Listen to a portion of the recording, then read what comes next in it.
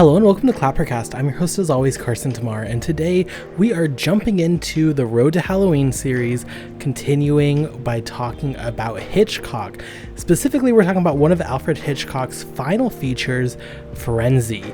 This is a very interesting film. It is his return to the murder genre following the end of the Hays Code, meaning Hitchcock can be as gruesome and graphic as he wants. Unfortunately, though, we're definitely more mixed on the film than anything else. While we see some directorial merit, a lot here really fails to deliver, and today we really ponder this film. We ponder why it ultimately was so disappointing, we ponder why it was made in the way it is, and we ponder what our reaction would have been seeing it upon release. This is a fun episode. Jack is back on the podcast, and it should be fun as we continue our Road to Halloween series. Without further ado, let's get to our review of Hitchcock's Frenzy. Okay, Jack, thank you so much for joining me today. Long time no see here on the podcast. It's been a minute. I hope everything has been well with you. And hopefully things will be well today because we are finally going to talk about one Alfred Hitchcock. I don't think we've ever talked about Hitchcock directly on this podcast. I'm sure we've mentioned him a dozen of times just because he is so influential. I'm sure we have also in like rapid reviews and stuff, but I don't think we've ever done an episode on Hitchcock, and what a weird kind of film to select with with Frenzy, one of his later films, one of his last films he ever made. This is like his return to the murder genre that he basically defined and reinvented in this time. Finally away from the Hays Code, also in this genre. I was really thinking, because obviously we are quite removed from this film being released, but like if we were out here being critics at the time, being influencers, and we had this podcast back, when this was created, this would probably be like our most anticipated film of the year. On paper, this sounds unbelievable. It sounds like, oh my god, Hitchcock is going back to this genre with no restraints. He's finally going to give us unfiltered, unabridged, exactly what he wants. The hype level would have been a 10 out of 10. I'm curious, I guess we'll start with you. What did you think of Frenzy? Well, I don't know about you, but my latter work with Hitchcock is diminishing returns, I'll say. I haven't seen a great deal of it. Last November, and I think last October, I was I'd done a lot of his early work in London, and then I think I can't remember the names of it, but I think his Lodger film about Jack the Ripper, his silent features, and then he's moved to Hollywood. But just to get out of the way, I like Hitchcock, but I'm not a great admirer of his work. We've just done, he hasn't released it yet, so this is probably a bit snippy, but I've just done an Anatomy of Adaptation with Nick about Psycho the book.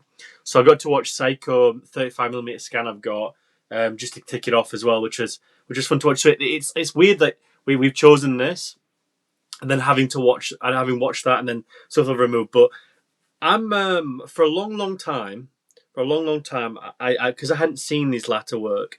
It always reminds me of the Tarantino quote about why he wants to retire, because I don't want to make family plot. The last Hitchcock movies are not very good. So when you pick this, I was like, look, the penultimate one, I think it's the penultimate one. I think there's family plot after, isn't it? I think a few years later. This is interesting. And I watched it, and I'm in two frames of mind for this. And it's interesting about what you mentioned in your opening gambit about 1972. I think it's really important, because when I first saw it on the Blu-ray, I must admit I was somewhat disappointed. But then after I watched the film, because it's got all the hallmarks, but it's very much a lacking version of a 1950s or even a 60s Hitchcock. Like it's not got the extravagant visualization of like To Catch a Thief, which is a different tone entirely. But even The Birds and Psycho, it sort of like fails to have any like it doesn't really have like any charm to it or camaraderie or even just a little bit of charisma. But I digress. And then after I finished it, it was somewhat like a bit of a bad taste. I was like, oh well, yeah. I mean, it's his penultimate film. The genre's turning. The 70s are coming to fruition. You get the Toby Hoopers coming up. Romero's just taking over with which ironically enough we'll get into soon enough. So it's an interesting time for like the horror genre, or even that. But a few days after this, I was thinking like, and I don't, because I know that I'm not too sure if you're fond of him or you've watched a lot of his work. But this to me felt like Hammer horror era in England, like the the 1970s Hammer horror, and this to me felt like Theatre of Blood. like Vincent Price, 100% 1970 Vincent Price stuff. And it was interesting because Hitchcock's stuff is always like you've got the lead actress, you have like this massive thing, and there's always a notoriety with it. And this doesn't really have any of its call marks to it. And I think in 1972, I think to watch a Hitchcock film that gets a little bit of nudity and a lot more flesh, and it is genuinely quite unnerving at times, considering the disposition between antagonist and victims, and its nonchalant verdict of that as well, and the issues of the police and medical institutions and stuff like that. It's a really interesting, and especially with, I'm not going to get into it too directly, but especially with its ending, I was like always going to pull a really foul move, and he didn't. And it's interesting because I always thought the older you get, the more cynical you become. Whereas here, he sort of still remained to have this joyful internal monologue of being like having fun with the material. But this doesn't feel at the expense of the audience. It feels, oh, they're in with me here. So I suppose it's a very different Hitchcock compared to the early stuff of being quite, again, cynical. So to be very short, of not to ramble, but I'm still in two minds of it. But I must admit, the longer I've gone on with it, the more I do quite like it. But I never loved this throughout. There's nothing here that just jumped to me. And granted, I'm not the greatest of Hitchcock's. I'm a filmographer. I don't have a massive extent of knowledge of his filmography. But even compared to some of his like 60s work and some of his 70s work, this to me is sort of at a point in time where a director and a culture, social culture, let's say genre in particular, are on two different wavelengths. And the meeting here at a point where it's like, this is strange. And it reminds me of John Carpenter with The Ward, where it's like you've got John Carpenter making a film, and then like the 2010s have come, and it's a very different place of horror, and they're aligning. And I think a lot of very notorious directors who are in a different bubble or a different cinematic time frame somewhat struggle to find common ground. I think it happens with a lot of filmmakers. So it'd be interesting. I mean, I'll probably go into that a little bit deeper, getting some more examples. But it felt like it just felt like not David Cronenberg and like that. But it felt, for example, it would feel like a filmmaker who extensively shot on 35mm would then go shoot with GoPros. It just feels a very strange meld together of a genre meets a director, a creative output. So that's where I'll go there for my opening number. But I appreciate it, but it doesn't really live long in the memory. But I'm fascinated to know what you think.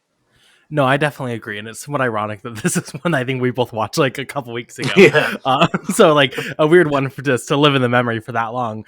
I'm very in the middle with this film. I'm not a Hitchcock historian by any chance. I've not studied his work. I've seen a few of his I've seen the big ones, and then I've seen some of his earlier works. The Lodger is quite good with tone. Sabotage is fantastic. Would highly recommend Sabotage to everyone. When it comes to this one, I feel like, for me, if this was someone's like directorial debut or the first time I saw someone, I would say, okay, they need to punch up some of the stuff for the story and the characters and such. But like directing wise, it still is Hitchcock. Like the cinematography here is fantastic at times. The sound design is really, really strong. The technicals here, I think overall work to a level to where I can appreciate it, even within Hitchcock's filmography. But when it comes to everything else here, it just is very middle of the road for me. I think it's very confusing in tone, I'll be really honest, because I agree that he's very playful with a lot of the material here. But he's also as exploitive as he's ever been when it comes to violence. There's a scene here of a woman getting strangled and there's nudity, and it cuts very rapidly like it's Psycho for a second. And it's like an effective scene when you look at the technicals of it. But like tone-wise, there's all these scenes of violence that just feel very off-putting in a film that also wants to have a lot of fun, clearly, and it wants to poke fun at these characters and it wants to poke fun at these situations. It didn't really come together for me as far as like, I don't think any of the characters were particularly interesting. The plot is not particularly interesting. It's a pretty standard film as far as like a murder. At the same time, I think how it develops is pretty uninteresting. Like it doesn't really justify, like, every development in the film is not because a character actually does something or figures something out. It just kind of falls in their lap that, oh, okay, this happened. We found this body, so this means this. Like it just felt to me like such nothingness below the surface here. Which isn't the worst. I mean, it still is Hitchcock, right? Like, it's still not horrific to watch or anything. But for me, just sitting there, I was really quite bored by some of this and just frustrated. I wanted more from this, especially thinking late stage Hitchcock. And I've not seen a lot of his later films. I've also heard that they're not the best in the world, so I would believe this probably falls into that camp. Yeah, I don't know. There's just nothing. Like, I felt like this film, for me, resoundingly was nothing except like a director having fun doing genre stuff, which is fine. It's not what I would expect, though, going into this. No, I sort of really do agree with that. It feels very run of the mill of a director with notorious pieces in his filmography that's sort of not in first gear, but like just in neutral. It's very strange because I think the whole film feels like that. It's not. It goes from the filmography. It goes from sort of the aesthetic to the performances, to the writing, to the director, to the flow. Everything is just neutral. Everything just feels like very monotone. I mean, it doesn't really want to even self-examine itself. I mean, we're talking about 90s, 70s England. You know, you a couple of years later, we have like that notorious, like, well, I think it might even be in the 70s and 80s, but obviously the Yorkshire Ripper. There's a lot of stuff in England at the time, obviously, with the Conservative government coming into fruition, the miners' strikes and stuff, and it feels like it's a very dark time. So to find some sort of levity or even a form of poking the bear, let's say, and understanding the crowd, perhaps that's the motif. But even then, it sort of just feels so like very weak and narrow-minded. I mean, even when it wants to exploit its own characters, the sheer lack of charisma or screen presence throughout its performers and therefore performances is quite staggering. It feels, compared to a lot of Hitchcock's work, there isn't a lead here. There isn't someone who bites the bullet and says, "This is my film." I think the film struggles throughout to find that. I think its main performances, protagonist, antagonist, are both very just run of the mill. They haven't got anything, and even their dynamic in the film feels flat, uninspired, uninteresting. To understand what people are doing and their actions feels like not volatile, but like just distinctively like lacking a purpose. Like you said, like certain character decisions, it feels like, well, he needs to do this because it'll make the film go this area, not the common sense, which like a thriller or a horror in such circumstances would really find itself to be thrilling its audience, because we can be in those shoes, and that's the decision we would make. This feels like counterintuitive to that, and it feels like strangely against the fact of, again, common sense, which I don't know about you, but feels to me that it is Hitchcock purposely trying to antagonize his audience, which then begs the question of why. Because when you watch, like, there's a lot of stuff where I've watched Hitchcock work. There's one where they find a body in a field. I can't remember it was. I watched it last year. Let me just find the name of it. And if anyone is like struggling to like, oh well, I wonder what film could sum up Hitchcock's demeanor or sense of humor, it's The Trouble with Harry. If you want to watch a film that is so passive and so uninteresting, not funny, not scary, just a nothingness, it's The Trouble with Harry. This comes close. But even to that extent, The Trouble with Harry is just so mundane. Whereas this has a little bit about it. I think that's perhaps the edginess to it, which again is probably not an active thing of Hitchcock. I think that's just like you said about the Hays Code is gone. There's a lot of stuff here where he's able to blossom in terms of, well, we can show this now, we can show that. Perhaps that's the whole point of Hitchcock wanting to do that all along, but I think the restriction in the earlier films is by far a key element. And one such example of that, which is going to be the best part of the film, is in one of the murders, the character goes up the stairs and we back out. And I think that's the one moment in this where it's like, yes, 100%, He takes the audience away for it. Not only is it compelling the notion of that we don't know what's going to go on there, but we really do, is that we want to be a part of it because the voyeurism a part of the audience, which is a Hitchcock staple in itself. We're not able to witness that. It's torturing at the tedious nature of the event itself, which is sickening by definition, which I think is brilliant. Hitchcock's like definitional motif there perfectly, and the idea that we sort of we take ourselves out of it as well, and how it's short and we go back into the street, perfect. That's probably about it, which for a film that's like what 100 and something minutes, it is quite disappointing. But again, there's another scene where with the potato sacks, I mean, like, I suppose there's a yeah, like it's just I can understand like there's a weird, perhaps like an irony there, or when the hand's in there and he's trying to break the fingers back, but there just feels like no direct tension. It's just very strange. It just feels not necessarily even strange, but perhaps because I get, like you said, we're comparing it to a filmmaker with such prowess. It just feels like if this was a directorial debut or a sophomore effort or just someone fanning the feet. It's like, oh, okay. Probably second time around you would block that differently, and the circumstance would be different, and you could add more tension and more atmosphere, which is just striking to say. This is like what maybe the 30th or so film a director has made of such talent. I don't know. It's just passive, very very passive. I thought the score was like mundane as well. I just think everything across the board was very like. Oh, is this it? Have you seen Family Plot, by the way? I have not. I have, and it's strange because you've got like Bruce Dern in there. You've got the guy from Rolling Thunder, which Jakob and Randy always mention. I always forget his name. It has like some good American stars in that, but then when you compare it, like the film before, it just doesn't have anybody like Barbara Harris, Bruce Dern, Karen Black, William Devan. That's his name. But it's got Ed Lautner in it and all sorts, and it's like tongue in cheek about stealing some things and affairs and it has like a tongue and a really nice tone and cheekiness to it. This feels like weirdly dark but not very fun and I don't know. Last thing, it's a film that is demanding a darkness. Like every corner, this film is built upon like just vileness on violence. You mentioned what London is about to go through, what England's about to go through at the time. In the film, they mention this history of that this city's been built on the violence and on murder and on abuse, and they mention that directly. And this film is again very very dark. It's one of the more violent Hitchcock films just because he can show more, and it never like feels that properly nasty. It never challenges the audience with how nasty it gets. The ending, I agree, it wraps up very, very cleanly, which I was not expecting because, again, this all kind of has like this darker edge that the film never engages with, but is constantly there. You can't escape it with what he's making. I'll be clear that like I think John Finch is horrific as a lead here. I think he's not good at all.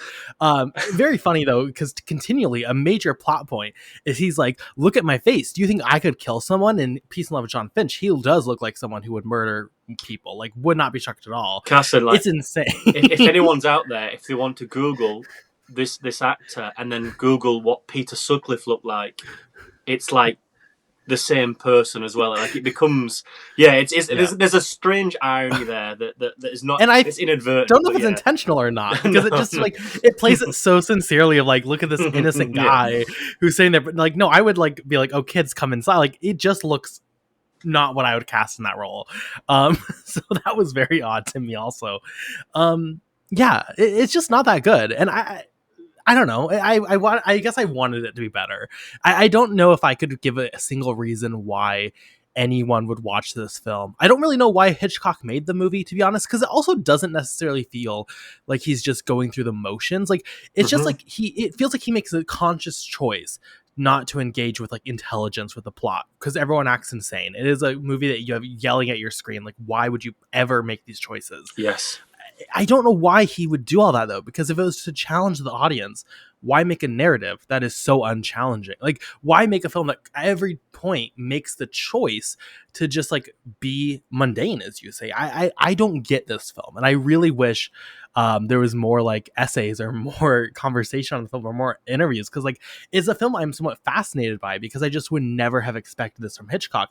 Again, even if someone was bored and lazy and just, okay, I'm going to make another murder film just because I want the money or whatever, this is, I don't think, what you would produce in that situation. I really, it's weird. There's two things there. One I'm going to come back to a little bit later about the voyeurism and nastiness. But the first one is interesting. Is that this is based on a book. It's adapted by a book, and if I'm not that I have read the book, but the book has a different ending. I think the book is quite bleak, which is interesting considering Hitchcock's disposition on like farce and nastiness and you know, perhaps again, like going back to like levity, but having a comeuppance, because the lines are not necessarily blurred with its protagonist here, but there's also like strange things like you said. There's like he's not very likable. I think that might be a conscious. I'll throw it to that. Like, fair enough. If there's a consciousness there about, yeah, he's not very likable. All the pub subplots, it's like just murking. There's not very anyone likable here, so it's very difficult to gravitate towards anyone aside from the victims. Which again leads me back onto the first point: is that there's one thing that Hitchcock does here, and it's a very strange thing that's laid throughout his filmography, but in latter years has obviously become quite a rather large talking point, and it's its use of the female form. And it's interesting that when we compare, the best scene here is the scene where we follow a murderer up some stairs, and then we come back as if when it's too much to handle, it's too much for the audience to witness. Yet Hitchcock actively, and I'd apologise for any trigger warnings here, so just prepare yourself, but Hitchcock actively makes us witness a sexual assault.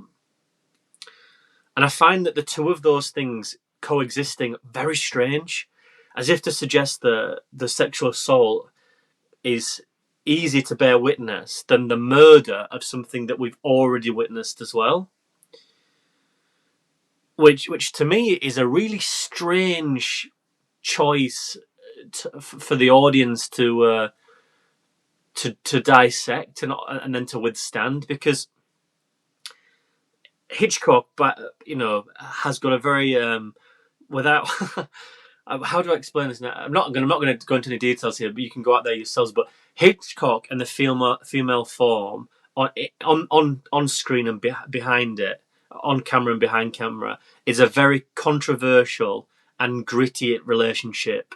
If you read Tibby Hepburn's words, and there's many other people out there who will actively agree with her as well, and I think by a lot of people's admission, his relationship with women again is a very troubling one. I'll land on the troubling word, although I emphasise that considerably. And I think his latter films are really interesting. That he perceives that sort of like Americanism, sort of anti-Americanism, where murder is really good. Show murder, show bloodshots, but don't show nudity. And I think it's like the anti-American thing that comes through, because you bear in mind any Hitchcock filmography, it starts in the silent era in London, then it goes into like the Sabotagers and the Man with No Name, and then it blossoms to the American, To Catch a Thief, North by Northwest, big American productions with the Warner Brothers, Columbia, and Columbia and Fox, and then it sort of dwindles out, and then he does smaller films, albeit with maintaining like the likes of Universal. Like with Psycho and stuff like that. That's in the 60s, but in the 70s, it's sort of smaller stuff. And I think that his interest, his like Britishness comes back, or maybe sort of his Europeanism comes back. You remind, this is 1972. In a few years, Brian De Palma will come on the scene and will intensify both operandi of nudity and violence. But Hitchcock's interesting because his latter work emphasizes the sexual nature of the films, but somewhat minimalizes the violence, which probably would go against the social norms of the time, of the period, especially with the British BBFC board, which a decade later would introduce a video nasties market. So it's an interesting thing as a spectator of Hitchcock. But I just want to get your opinion on that. I don't know if that, and granted, this may come off somewhat patronising. I don't know if that's a European philosophy or that's age. I'm not too sure. It could probably be the both. I'm not too sure. But to me, it's someone who's like, I've always wanted to get into the sexual nature of these films, and now I can. And that the violence doesn't really scare anyone anymore. Maybe it's that, I don't know, but I'd love to know your opinion on that. Yeah, I can definitely see that. I think for me, rather than being age or nationality or where you're from, it feels very like personal for me with Hitchcock. I think this is Hitchcock's fascination in a way. I'm sure it is somewhat European, like a European cinema, British cinema, not to cast any images, but it's very like how it handles sexuality and sexual nature and sexual concepts are very, very different than American. Of I love course. going through like 60s, 70s, 80s, not really 80s, but 60s and 70s, let's say, British cinema, and you'll just have some of like the wildest like sex stuff in there where you're like, wow, this is like not what we were doing at the time. Us and the Italians, yeah. Yeah, exactly. But for me, I think this feels like something Hitchcock has wanted to explore and wanted to show.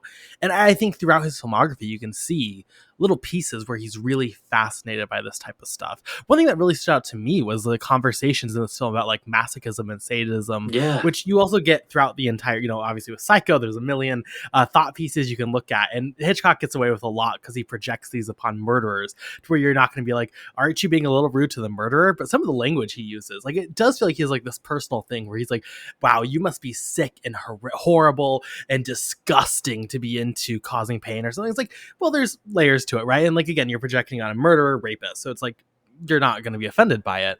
But it does feel like these are things that Hitchcock has on his mind that he feels very strongly about as a human, as an individual. I think this is his, visually, at least from what I've seen, most open display of that and really being able to show that and get into those tendencies. But I think in how it shoots the violence, again, I mean, as you mentioned, I think it's very clear now with Strains Off, this is what he's most interested in, at least at the time, rather than the blood or rather than the violence, which, again, didn't really play well for me. I'll be honest. Like, there are some scenes in here that genuinely feel very uncomfortable in a way that, like, I don't know. As you're strangling a woman to death, I don't know if I need to be like, there's her boobs. But yeah, I don't know. It played very noticeable for me, I guess, is what I'll say. It also infers of like what his opinion of where cinema is going as well. Yeah. It's interesting that to see a director of such caliber, because a lot of very, very great directors set the precedent. They set the tone. Scorsese with like The Mean Streets and Taxi Driver. You've got Coppola, especially. Like you've got like you've just got like these filmmakers like Fincher as well. Like really high caliber, like Tarantino especially is another one. You'd probably go to the likes of maybe even James Cameron, and before that, you'd probably touch on your Hitchcocks, your Polanskis, and other people. What you can get away with, but then how the art form is done in such a style to convey these thoughts and feelings. It's interesting to look at a director towards the end of it because, like, when you look at Hurricane, oh my god. Oh my god, I can't remember his name. Exorcist director. Freaking? Yeah, oh my god, the disrespect. Billy Freakin. When you look at a director like The French Connection and The Exorcist, for example, two genre-defining features, and you look at then the other films he tries to make, it's interesting that when you set the precedent, when's the turn of that you get lost in that, or are they actively setting it, or is it just the time where two things collide, like with Hitchcock with this, where the genre is going one way, he's going another, but they collide here, where Fincher collides with other things, and Tarantino and so on and so forth.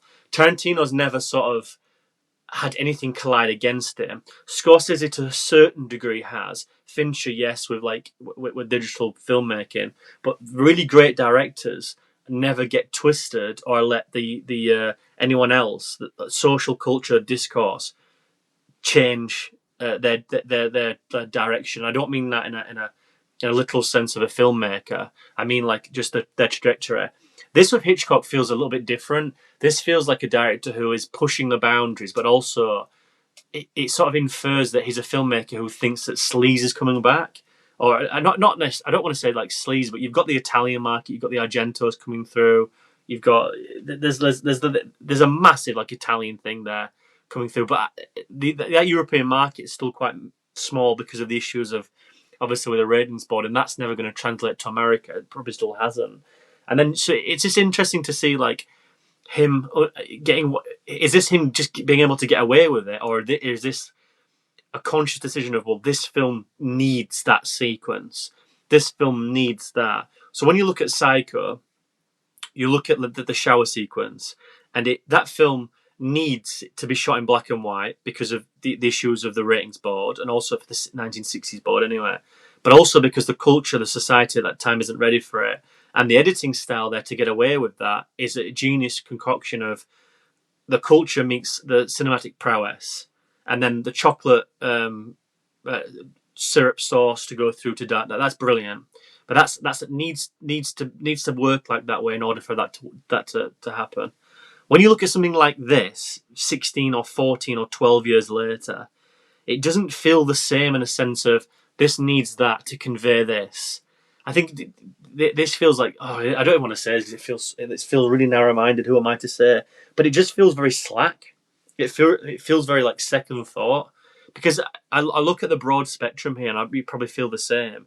There feels like loads of opportunities to do something a little bit different, not necessarily even torment the audience, but to visually convey something a little bit differently. And I think, you have this body wash up in the Thames. It's like, oh, like that's really eerie and dirty and grim, and it's like the Torso murders, which happened in London around the Jack the Ripper times, or maybe perhaps a little bit before.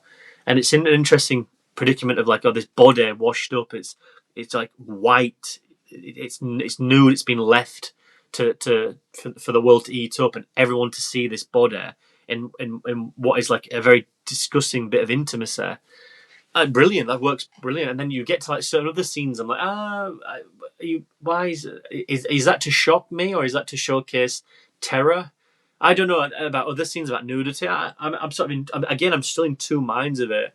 But I come back to the point of it just doesn't convey a consistent and defining type of imagery or direct nature to what I think it wants to say. And I think to that degree, it just becomes like a really missed opportunity.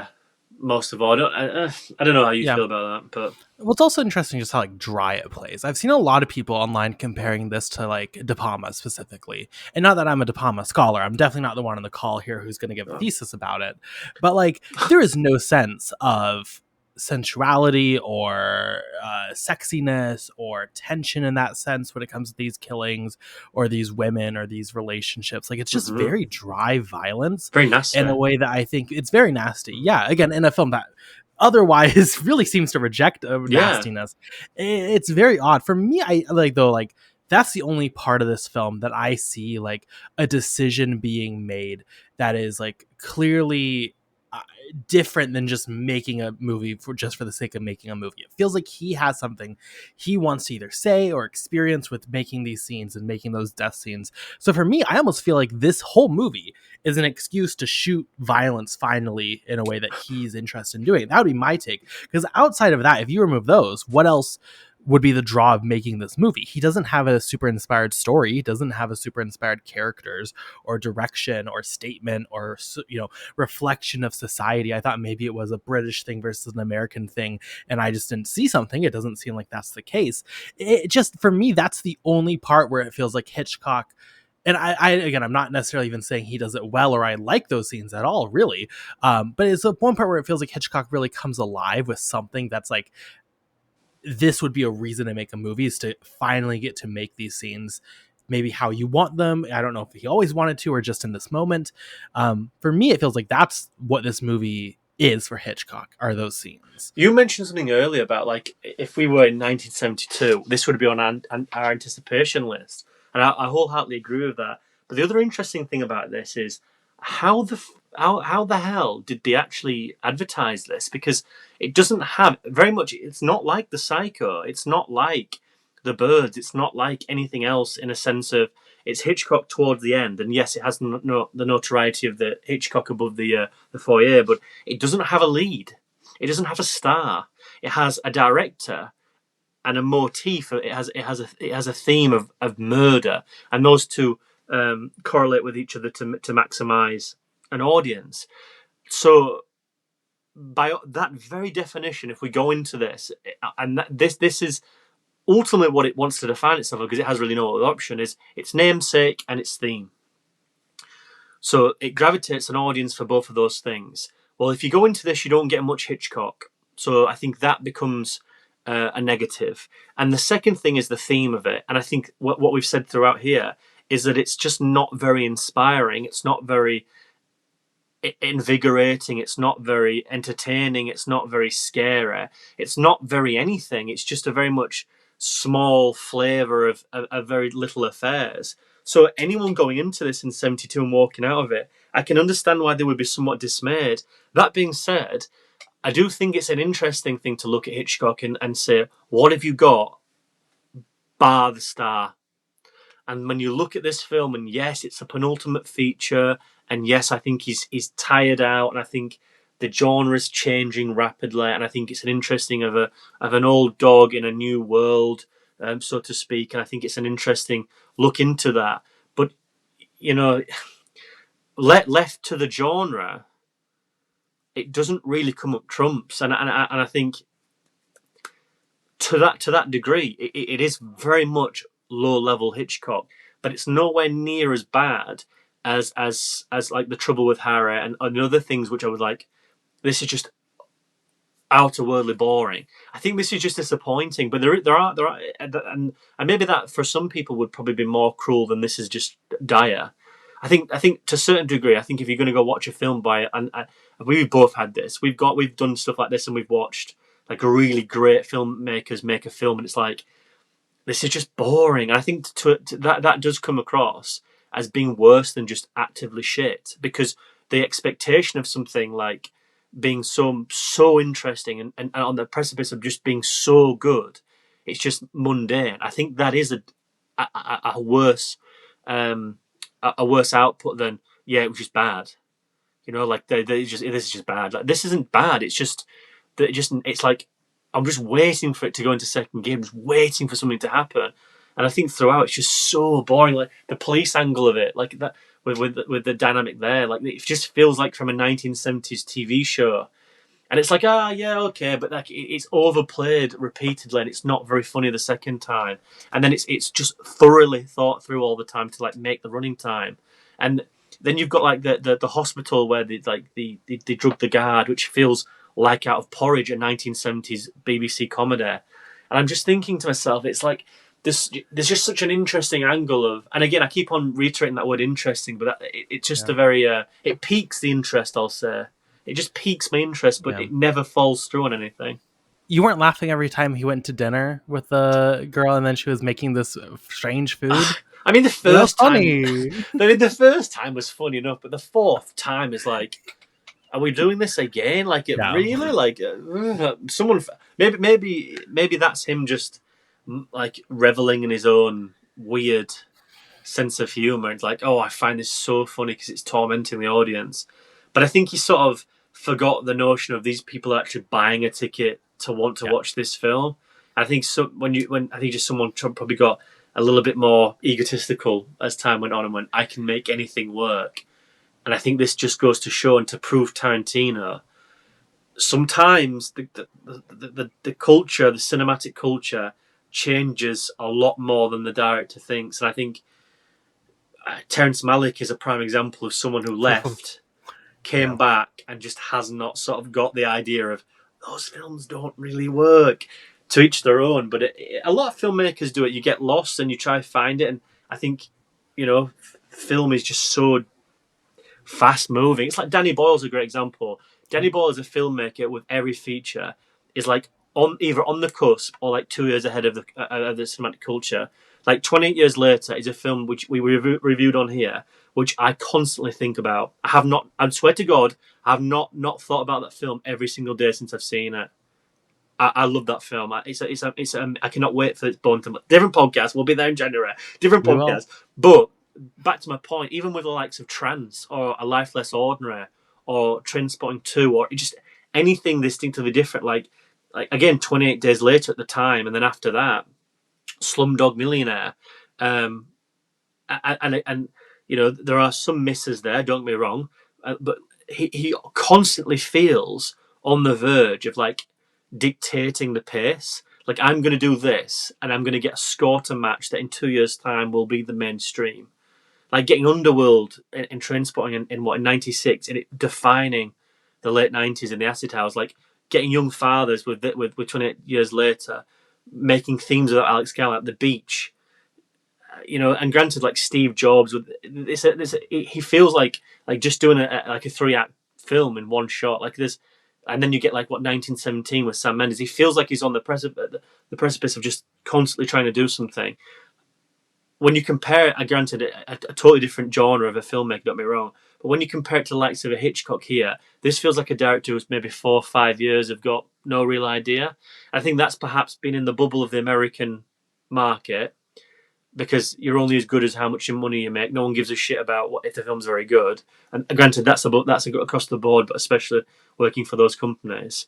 And then he comes back to England and thinks like, I need to make a sleazy horror movie, but it lacks so much integrity and so much discipline. I'd say even so. Again, I'm still in two minds. But the more I do think about it, the more I contextualize something and talk to you about it, the more I feel like I don't want to say let down, but it just feels like I don't know. Let down might it just feels like It is disappointing. yeah, It is a yeah, letdown. yeah, Absolutely. Yeah. I just keep thinking about like it's so interesting to me how we can have this conversation. That is the emotion I get from it being Hitchcock. Again, if this was a directorial or a sophomore effort, it'd be like, wow, this is really promising. Like I would feel just completely on the other side of it. But just knowing it's Hitchcock, knowing that this is someone who has had a full career, is winding down his career, he's not going to like recover and grow from this. It's not like a new director. It just is depressing. I really like. I think if we were sitting there in 1970s and saw this after being so anticipated, I just feel we would be like crushed. I feel like we'd be like 1 star with it. yeah. Granted, now years later we can be a little bit higher than that, but yeah, super, super not good. Like just nothing. I agree. I think the worst fate for any movie is just to be middle of the road. There's nothing here to evoke passion. I would never say go see this because you're going to laugh and it's so horrible and it's just shocking how bad it is. At the same time, there's nothing here that's great. It is in that purgatory, which is depressing for a Hitchcock. Yeah, not good. Yeah, yeah. I mean, we're watching the film, and you've got no idea why the killer does the things he does, but yet we're Yeah. shown we're shown the killer quite early on in the film, and left to spend quite a significant amount of time with this person that we know nothing about, aside from being intertwined with the crimes. Like it's a very strange place to put the audience in. Well, they even set up this dynamic between him and the protagonist where, like, okay, they know each other and they're friends, and like, there's going to be a lot of scenes you would think between them, building that up and building that tension. There really, like, isn't. There isn't. There's barely anything between them. At the end, it jumps quite heavily on that dynamic. Like, I don't know. Yes, good. But I tell you what would be interesting would be to read the book, because I think there's probably a lot of fat left in the book where it's just maybe dialogue or conversations or at least just thematics about you know, this guy has his ex-wife raped and murdered, his girlfriend who like is on and off is also then raped and murdered, but we don't see it, and then like he's staying over at someone else's house and they've got evidence to suggest like, oh, you know, you're not guilty, you were here, and then just walks away after having like a petty argument because they want to go to holiday. Like you're watching it and he's just so actively passive. It's like that to me, it's not even that. It might be a personality thing, but I find that so borderline destructive to watch as a viewer, because I hate the idea when someone goes in a horror movie, oh my god, why are you going downstairs? The murder's down there.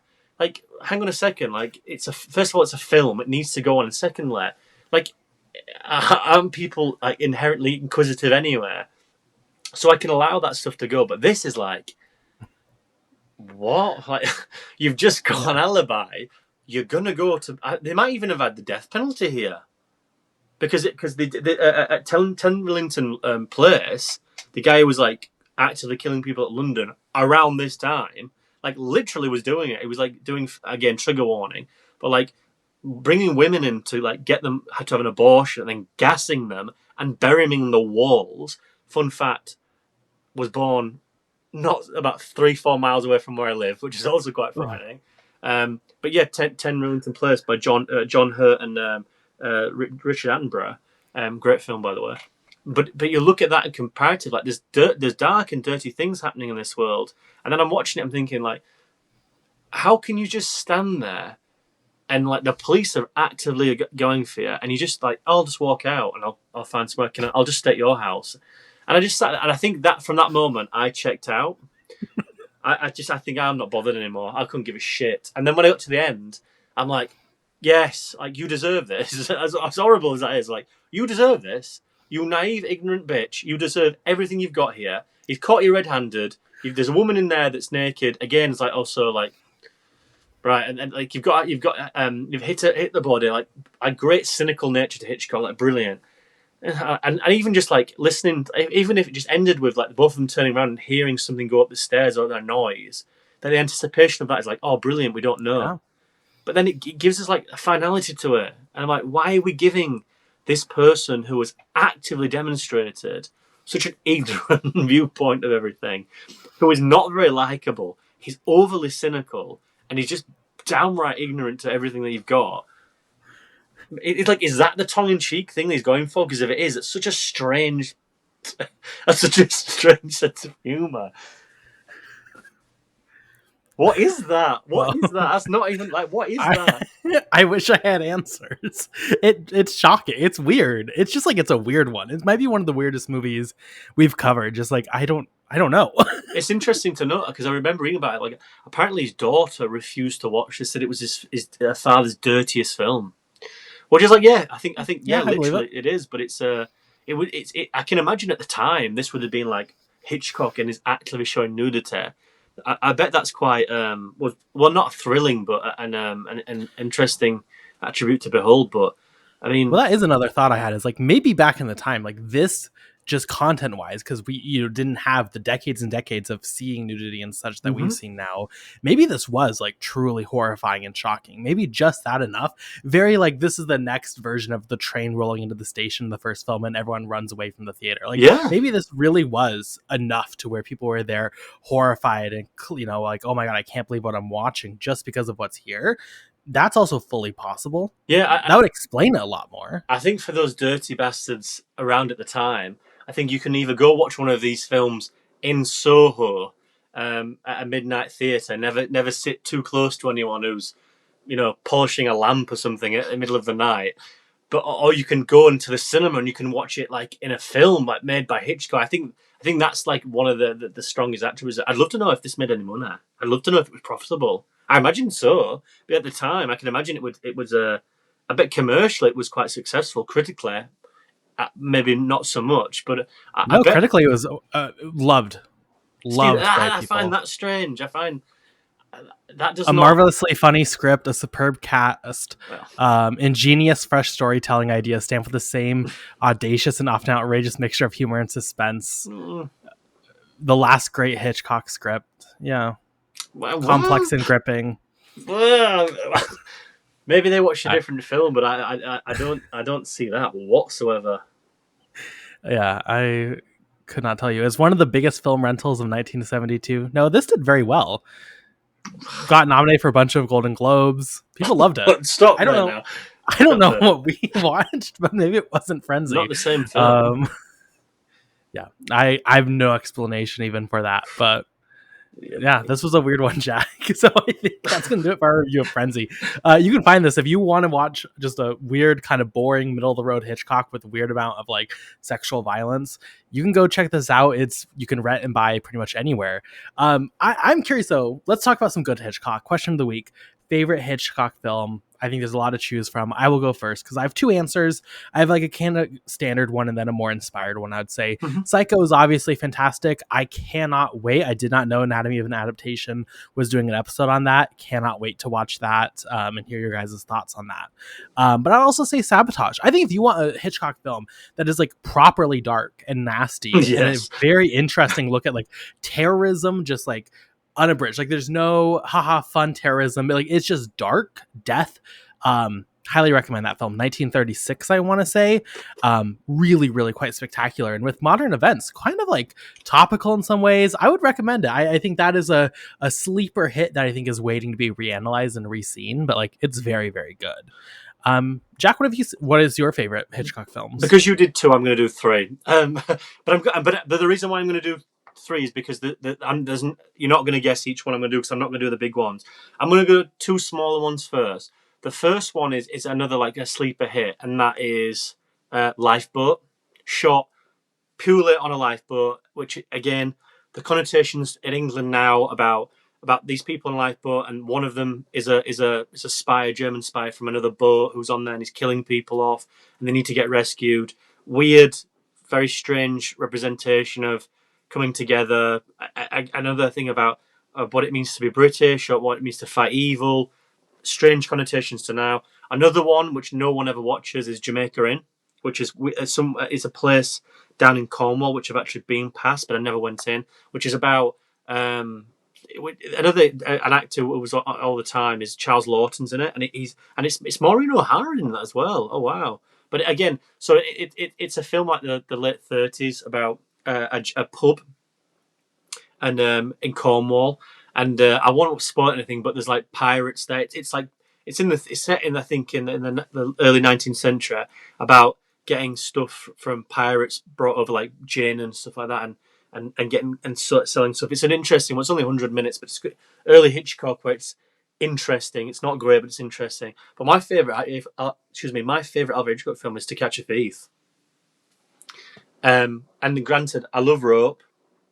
There's a whole host of stuff I love. Sabotage, another brilliant one. I think Strangers on a Train, Darling for Murder, Vertigo, good, yeah.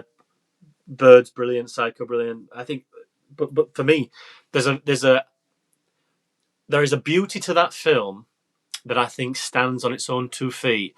I remember watching it at my grandma's house. It was on television, and I put it on the HD channel because obviously the colour. We need the colour.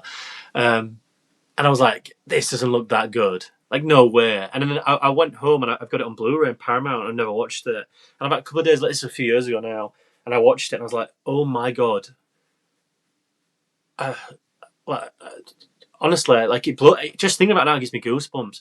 The blueness of the water, like the Monaco seafront, the buildings, the beauty to it, the greenery, like Cary Grant effortlessly just strutting like a leopard around with I can't remember, is it I can't remember what her name is now. It's Grace Kelly, looking probably one of the most beautiful people put to screen. And then we get to like the villa towards the end where he shoots on the rooftops, and the shadows and the blocking. It's like, I remember that this is 1955. So it's 5 years before Psycho. It's a long time before The Birds. And it's probably the middle ground between like the North by Northwest and this. It's like, probably people would consider it a lull. But there's a beauty to that film, which I think is, seriously, if I had to say if I had to say one of the most beautiful looking films ever put to screen, I'd say that. And that's a shock for me. I know that might surprise a lot of people. But if I could inject that shit into my veins as a constant visualization of beauty put to screen by a director I also admire, not particularly one that puts beauty to screen, more so like abrasive darkness like Psycho, and that to me is genuinely one of the most breathtaking films ever shot. But yeah, I'll To Catch a Thief, a film I need to watch again on the big screen. Hopefully, if it ever comes back to the cinemas. 55, it's its anniversary. It's 70th year this year. Let's hopefully someone gets their ass into gear and projects it on a big cinema screen. Hopefully. The last thing I'll say is, and if anyone's a Hitchcock fan, highly recommend the Universal Studios backlot tour. You can see the Bates Hotel Motel, you can see the Psycho House, and one of the coolest things is you can see the bungalow where like he basically lived on the Yeah. Universal backlot when he made films. One of my favorite truly things in life I've ever seen, and I think it's worth going Universal just for it, is you can see that and take in all the history of this bungalow, and they have the silhouette there, and like they really love the history of it. And being Universal Studios, they plopped a giant plastic minion right in the front yard of the bungalow. It's truly like warms my heart every time I see it. I think it's the funniest thing in maybe in the world, is just to see this beautiful piece of history and then just a minion. And if that's not a representation of how the film industry has evolved, I don't know if there's a better one. So with that, that's going to be our review of Frenzy. Jack, where can we find you on social media? You can find me on Letterboxd and Twitter, which I don't really go on, and Clapper with using them at Jak-Luke Sharp. I've been off Letterboxd for a little bit because work has been absolutely horrific. But I've just started my my October marathon because I'm going to try to do September, October, and November. Yeah. I've come back. I did 5 films for Pride Month and stopped. I thought I just don't want to look like a homophobe if I don't come back. So I've got some more Pride stuff to do, some Divine stuff, and then I think I've got some more Jarman to get on there. And then I've just been watching stuff intermittently, but work has been horrific, so I haven't had much time. But I've been watching some horror films, and I'll be mentioning that very soon, but they won't be very good ones. But no, thank you very much for having me on, Cass. It's always a pleasure. And this is probably the worst, really, really great director to talk about one of his probably weakest films as well. It's a strange one. Yeah, no, definitely a strange one for a Hitchcock special for Road to Halloween. We always have this though, you and me, where like we'll pick a really famous director, even some that we just like love, like unconditionally, which I don't think we would say with Hitchcock. And we'll just pick one of their films, and it will just be like the worst thing we've ever seen. The Fritz Lang episode comes to mind. Yeah, it was like that was bad. We've chosen Malick was rough. Yeah, it wasn't really what I'm saying, but like watching Gods and Monsters to celebrate James Whale. So truly one of the best experiences of my life, and I mean that to say it's one of the worst movies I've ever seen. That was so good. Oof. That we on the anniversary of his death being like, we're gonna celebrate him by finally watching this masterpiece everyone says, and it was that movie. I don't know why we do this, but here we are again. You can find me on Blue Sky and Letterboxd, just Carson Timar. Thank you so much everyone for listening and being on our road to Halloween with us. Sorry, Hitchcock, that this is the one we chose, but here we are. Thank you so much for listening. Goodbye.